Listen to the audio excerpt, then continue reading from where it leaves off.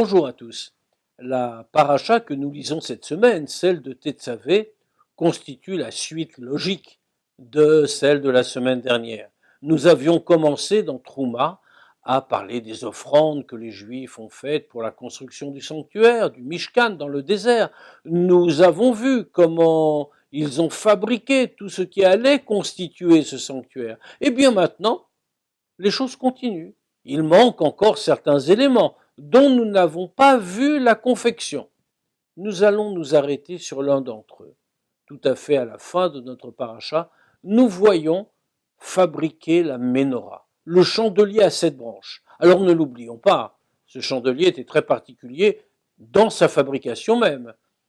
C'est un grand chandelier d'or pur qui n'avait pas été fabriqué en moulant d'abord les branches, puis en les fixant par soudure sur une tige centrale. Il avait été taillé tel quel dans un énorme bloc d'or, donc une pièce véritablement merveilleuse. Pourtant, nous voyons, disent nos commentateurs, nous voyons Moïse interrogateur lorsque Dieu lui ordonne de fabriquer ce chandelier, de fabriquer la menorah.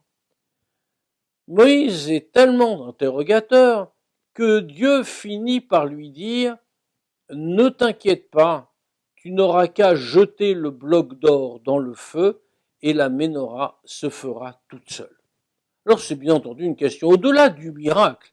Dans cette partie de la Torah comme dans d'autres, nous sommes familiers de phénomènes extraordinaires. Mais malgré tout, ici, voyons, pourquoi Moïse est-il si interrogateur, si inquiet quant aux modalités de fabrication de cette menorah?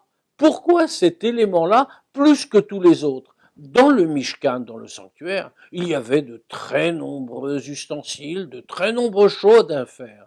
Et parmi ces choses, nombre d'entre elles étaient extrêmement complexes. Il y fallait beaucoup d'amour, d'attention, beaucoup d'art aussi. Pourquoi la menorah pose-t-elle problème à à Moïse, plus particulièrement que tout le reste? Pour répondre à cette question, nous devons d'abord nous souvenir d'un point important. Le Mishkan, le sanctuaire, est donc le lieu où Dieu va demeurer. Vasuli Migdash Veshachanti Betocha, m'a-t-on dit. Faites pour moi un sanctuaire et je demeurerai parmi vous. Autrement dit, la présence divine, l'essence de Dieu, va ainsi, si l'on peut dire, élire domicile dans cette demeure matérielle. Cela pose évidemment toujours la même question, mais comment Dieu serait contenu dans un endroit limité matériel? Eh oui, c'est son choix. Dieu veut une dirabatartonim, nous dit le Midrash. Dieu veut une demeure ici-bas, au plus bas degré du monde matériel. Donc, oui, il choisit de demeurer là. Tout cela, Moïse le comprend. Il en est l'acteur. Cependant, la Ménorah pose une nouvelle question. Qu'est-ce que ce chandelier?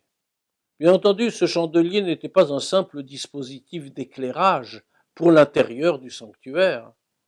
Il fallait certainement éclairer les pièces intérieures, mais il y avait pour cela d'autres chandeliers. La menorah diffusait sa lumière, d'abord spirituelle, à l'extérieur du Mishkan. Nos sages nous disent qu'elle était un témoignage pour tous ceux qui passent dans le monde, que la shrina, que la présence divine demeure là, au sein du peuple juif. Alors Moïse demande, mais comment faire un tel témoignage si profond, si élevé, avec des éléments matériels, avec de l'or, quelque chose d'aussi grossier que l'or? Eh bien justement, Dieu lui dit, tu as raison, peut-être n'y arriveras-tu pas tout seul, l'enjeu est trop important, mais avec mon aide, jette le bloc d'or, et tu en feras quelque chose, la spiritualité en naîtra. C'est une invitation pour chacun d'entre nous, au cœur du monde matériel. Nous pouvons faire apparaître la divinité. Et sachons-le, comme Moïse au moment de la construction du Mishkan, nous avons l'aide de Dieu qui toujours nous le permettra. Au revoir à tous.